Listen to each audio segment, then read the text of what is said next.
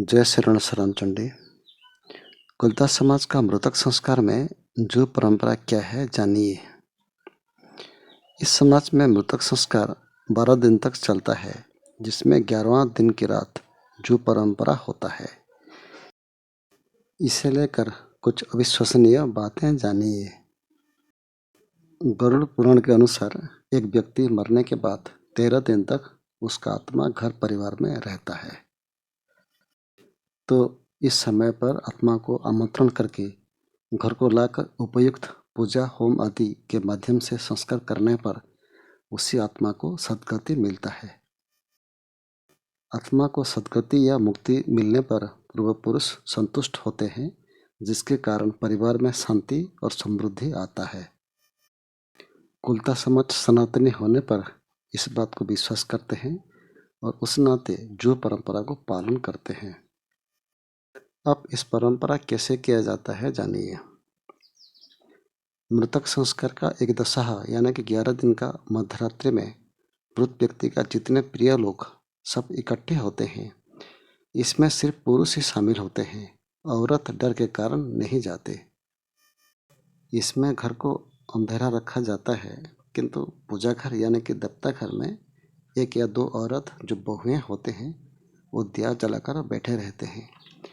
उधर एक थाली में कुछ चावल का चूना को एक पातली यानी कि छोटा हांडी और परीक्षण के लिए कुछ अरवा चावल भी रखा जाता है।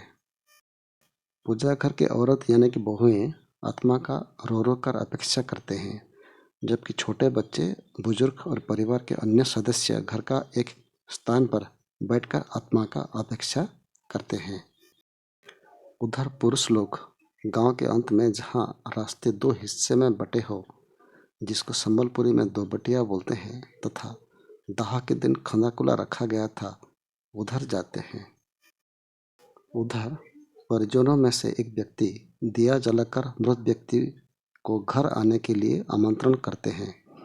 उसके बाद उसके साथ जाने वाले सभी लोग हो हल्ला शोर मचाते इधर उधर पीट के घर आते हैं। घर आने के बाद चावल का चूना में कुछ हलचल या परिवर्तन ढूंढते हैं और पहले से मोपा हुआ चावल को अढ़ाई या तांबे में मापा जाता है। यदि चूना में कुछ चिन्ह या संकेत मिल जाते हैं तो फिर चावल मापा जाता है। चावल अधिक होने पर जो आया समझकर और नहीं जाते। न मिलने पर बार बार वही 2 बटिया या संबलपुरी में खला छानने जाकर आमंत्रण करते हैं। रास्ते में वही क्रियाएं दोहरा जाता है। यह विश्वास किया जाता है कि जो संतुष्ट आत्मा 1 या 2 बार में चले आते हैं, नहीं तो 10-11 बार भी जाना पड़ता है। यह विश्वास किया जाता है कि मृत व्यक्ति का आत्मा जब आता है तो अंधेरा में छाया जैसा लगता है और बिल्ली का पाँव, धन शीशा आदियों में आता है। तब मापा हुआ चावल का परिमाण भी बढ़ जाता है। जब आने का पुष्टि हो जाता है तो और आमंत्रण करने नहीं जाते। कई बार आत्मा न आने का भी विश्वास है, पर ऐसा नहीं होता। अगले 12 दिन ब्राह्मण आकर पूजा हवन आदि करते हैं और पवित्र आत्मा को पितृपुरुष में शामिल कराते हैं।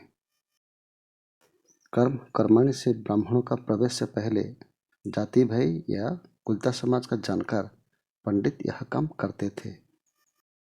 कुछ कुलता समाज के लोग इसको अंधविश्वास के रूप में लेते हैं, किंतु इसके पीछे जो हिंदू दर्शन और वैज्ञानिकता है नहीं समझते। किंतु याद रहे, पूर्व पुरुषों की संतुष्टि पर हमारे घर का शांति और संपन्नता टिका हुआ होता है। इसलिए जो परंपरा को ठीक से निभाइए। वीडियो अच्छा लगा तो शेयर अवश्य करें। धन्यवाद।